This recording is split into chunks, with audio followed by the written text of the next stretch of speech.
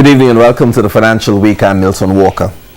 Statin released data showing the economy expanded at a quicker pace in the last quarter of 2018 than previously reported.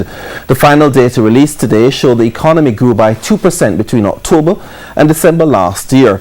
The growth was driven chiefly by a recovery in the bauxite sector with the reopening of Alpart. Preliminary data show growth for all of last year was 1.9%.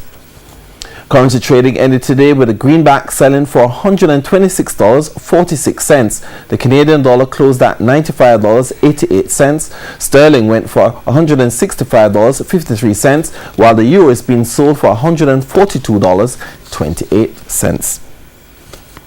On the markets now, the JSE index gained 2,387 points today, while the junior market index is down by 20 points. Among the winners were Kingston Properties, Margaritaville Turks, Iron Rock Insurance, General Accident Insurance, and Siboney Group. On the losing side were Sterling Investments, Derrimont Trading, Cargo Handlers, Cygnus Credit Investments, US Dollar Shares, and Elite Diagnostics.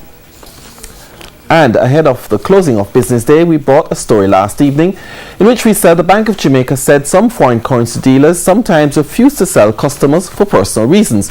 Having reviewed a conversation with the central bank, we are satisfied that the quote is as a result of a misunderstanding. We apologize for any inconvenience. And that's the Financial Week. I'm Milton Walker. Good evening.